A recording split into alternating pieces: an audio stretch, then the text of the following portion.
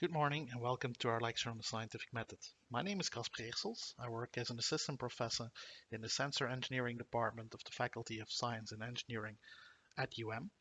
And the name says it itself a little bit, but what we do is we develop sensors that can help people in medical diagnostics or food safety or environmental screening. And today we're going to discuss something that is called the scientific method, which is actually a philosophical concept that aims to describe in an objective, uniform way the way that scientists obtain new knowledge, the way that scientists do experiments to gain new knowledge and to have a better understanding of the natural world. But to define the scientific method and to define what scientists actually do, we first need to define a little bit what science is. Now, when we think about science, we have a very stereotypical image of science usually in our head. We think about different fields of science, for instance, physics, biology, and chemistry. Now, that's already wrong because obviously science is more than just the natural sciences. And when we think about scientists, we do think about somebody in a lab coat, working in a lab, doing data analysis, and also that is definitely wrong because that's also only the natural sciences, also only the beta sciences.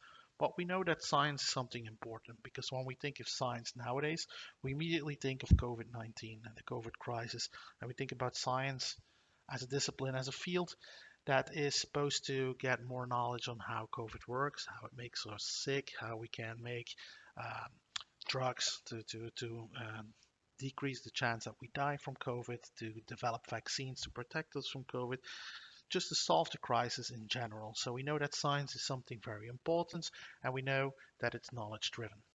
Now, if we look at the origin of the word science, it comes from Latin scientia, which literally means knowledge. So science comes from scientia, meaning knowledge, and that's also exactly what science is, right? It's an endeavor that humans do to create new knowledge. So that's literally what science is. But when we look at science as part of our society, we see that science is much more than that. Science is obviously a professional field. Like before, it used to be people doing science for their own interest, just for a drive of knowledge, thirst of knowledge, trying to explain the world and how it works. But right now, people working in science either work at a company or a university and they have actual career in science. In many ways, science is also a culture. So we tend to, when demarcate science from non-science, we tend to describe science as something very special, something that's only it's very objective, that's devoid of human interference. And we will discuss today that it's not actually the case because science is also a culture. It's a group of people doing a certain line of work, a certain type of work in a certain manner, and they share some common characteristics, some common interests. They're usually very skeptical, usually smart, knowledge driven, usually also very critical of their work and critical of the society around them. And they also approach problems in a certain way. So we can also characterize science by the way it's done. And obviously, that's what we're going to do today. When we talk about the scientific method, we talk about a universal way that all scientists approach a certain experiment, approach a certain uh, uh, data gathering experiment or a knowledge creation process. Now, if we look at the process of science and we look at the process of human endeavor in a way that we systematically uh, try to tackle a problem, we always see that it's a process of divergent and convergent thinking. You start with something very specific, a topic, and through divergent thinking, you try to analyze different points of views. You ask your colleagues, you study literature, you discuss until you have a very wide picture of the topic you're studying. And then, to understand the topic you're studying better and to create experiments, you start convergent thinking. You start summarizing, categorizing, making ideas, evaluating, and then testing them and coming to conclusions where you reach a certain decision point. Now, in science, we could say that this process of convergent and divergent thinking, which we could call the scientific method, is when we explore or try to explain a certain phenomenon. We try to reason, discuss with colleagues, and study literature to get a bunch of knowledge. We try to form hypotheses and experiments and think about how it might work and how we can test it. Then we do the experiments, we check the data, we analyze the data, and we come to a conclusion, is our hypothesis correct or not? So that is how science in a nutshell works. Now, if you compare this to other forms of human endeavors, and we compare it, for instance, to the PBL system that we use in tutorials, we see that's very similar, right?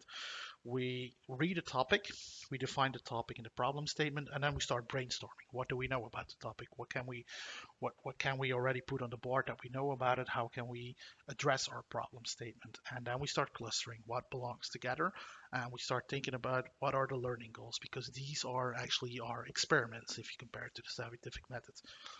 You do these experiments, you do study these literature goals, these learning goals in literature, and you come back with the answers to these learning goals, and you do a post discussion where you come to conclusions and a decision point. Now, the reason that PBL is so similar to the scientific method is that this process of divergent and convergent thinking is just something that humans and every human endeavor do. You'll also see that if you look at, for instance, the engineering design cycle, this pattern of doing things is something that comes back, and it's not just something that is particularly owned by scientists, and it's not always done the same, but there is a certain way of doing things that we can say that is shared between all scientists and in many ways also many engineers. Now, important in the scientific method is a question. So you start defining a topic, and to learn more about the topic, it's important to ask the right questions, right? Certain question can be, why do swimming organisms often have a fish shape? Potential answer to this question can be, okay, this fish shape is actually a hydrodynamic shape, and this gives you an advantage through natural selection, and therefore a fish probably have this shape. Something less scientific potential question can be, do time and place of birth influence my life? The placements of planets at the time and place you were born influences your personality can be a potential not very scientific answer. It can also be like the geographical region you live in determines the culture and therefore influences your life. Also, the economy is different, so this can also influence your life. So this is a bit more of a scientific answer to the question. Another very unscientific question is, can highly diluted substances such as homeopathy cure me? And you can give a very, very unscientific answer and says yes, yes, because when we dilute these homeopathic cures, the water actually remembers the healing power of the original substance, so it doesn't even need to be in there anymore. So this is actually what we also do in science, starting with questions and then coming up with a potential answer to the question. So through reasoning to what we already know, we come up with a potential explanation to our answer, to our problem. And this is what we call a hypothesis. Now, a good hypothesis has certain characteristics. It differs a little bit in a way that different research has different types of hypotheses, but if you compare any scientific discipline to another scientific discipline, some characteristics of a good hypothesis will always come back. A hypothesis should be suggestive, right? It should suggest that something happens because of something else. For instance, a chemical reaction rate will increase with temperature. This suggests something. It also normally suggests a relationship between two variables, x and y. Again, the chemical reaction rate with increasing temperature, or for instance, when you take notes in class, knowledge retention is increased. And on top of that relationship is, more specifically, it usually suggests that there's a cause-effect relationship between both. So it should be a correlation, but in many cases we're also looking for a causality. For instance, smoking can cause lung cancer. And what we see is that this can be one-sided, but it can also be two-sided. For instance, intensively doing sports will influence your body weight. This is two-sided because it can mean that you lose weight, but you can also gain weight by building muscle. So this is two-sided. Now, if we take this process of making hypotheses and we take the process of convergent and divergent thinking and we put it in a stepwise procedure, we get what we call a simplified version of the scientific method. So what we do is, as scientists, but also as engineers in many ways, we observe how a certain phenomenon works, or we ask ourselves the question, how does it actually work? Then we start reasoning, start studying literature to come up with a hypothesis. This is how I think it works. Now, how can we test this hypothesis? This is the next step in the scientific method. You design an experiment, you make a prediction. If my hypothesis is true, then the experiment will give me this result, and then you actually do the experiment and analyze the data. And indeed, if your prediction is correct, then this is support that your hypothesis is probably correct. It doesn't mean the hypothesis will always be correct, but it's new evidence that the hypothesis might be correct. If the prediction doesn't match, if the data don't match your prediction, you still gain knowledge, but you know that something was wrong. So you have to either revise your hypothesis and do the experiment again, or find out what was wrong with the experiment and redesign the experiment.